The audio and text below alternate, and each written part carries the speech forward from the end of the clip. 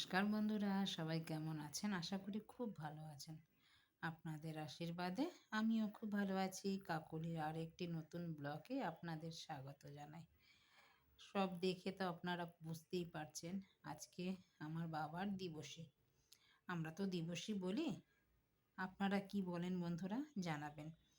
অনেকেই বলে মৃত্যুবার্ষিকী, বছরান্তি। বছরান্তি বলতে ১ বছরে যখন হয় তখন সেটাকে আমরা বছরান্তি বলি।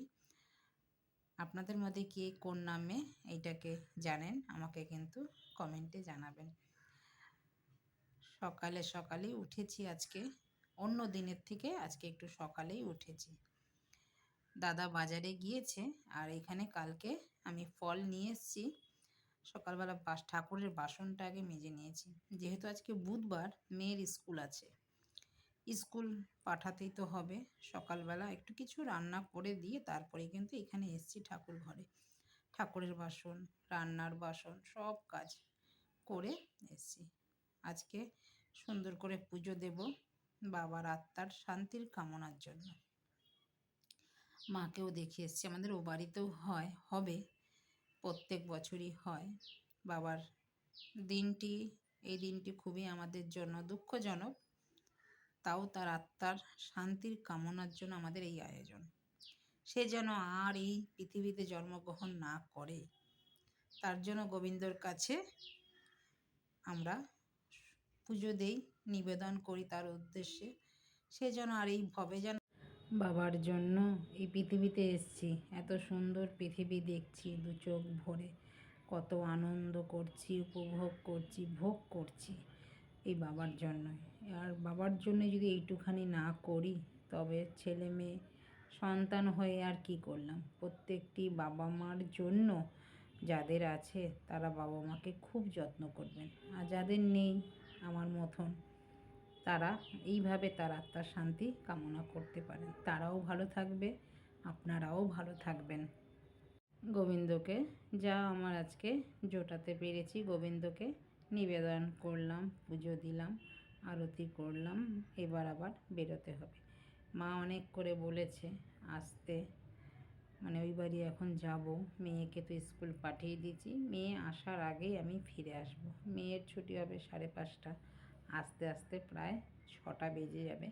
6টার মধ্যেই আমি চলে আসবো। ওই বাড়িতে আবার আজকে পুজো করবে।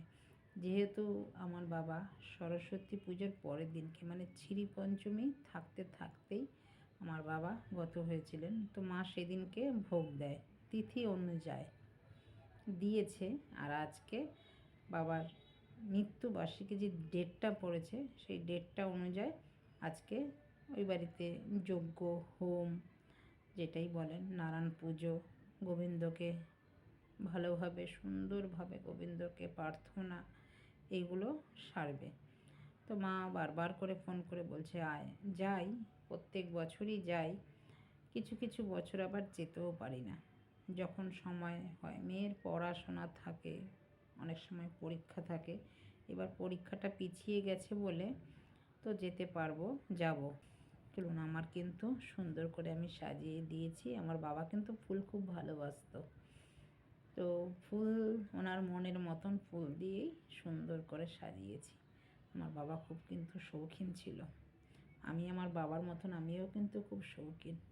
আমাদের আগে তো বাবা যখন ছিল তখন আমাদের ওপরে টালি আর নিচটা ছিল ওই পাঁচিল পাঁচিল দেওয়া, যেরকম পাকা বাড়ি হয়, ওপরটা শুধু টালি ছিল।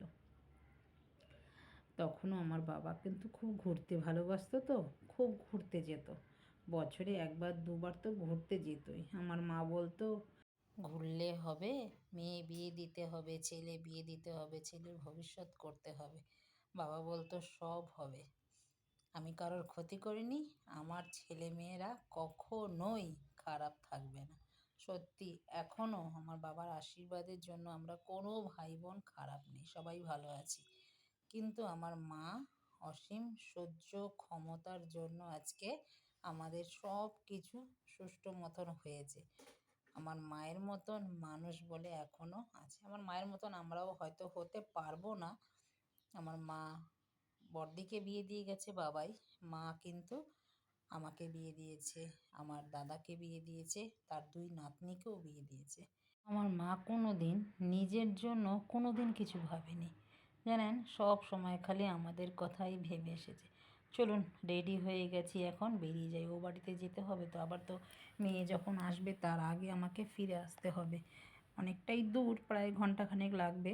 মেট্রোতে যাব আর হয়ে যাব। রেডি হয়ে গেছি, ঘরে তালা দিতে একটা সমস্যা। চলুন, আমাদের মেট্রো স্টেশন দেখুন, মহানায়ক মেট্রো স্টেশনের সামনেটা এত সুন্দর করেছে, আমি দেখে তো অবাক হয়ে গেছি। আমি অনেকদিন ধরে যাই না বাড়িতে, তো মেট্রোতে চড়াটাও হয়নি, এখন দেখছি খুব সুন্দর হয়েছে।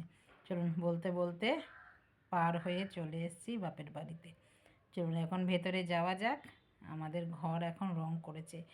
বাবার স্বপ্ন 26 বছর পর মা পূরণ করলো।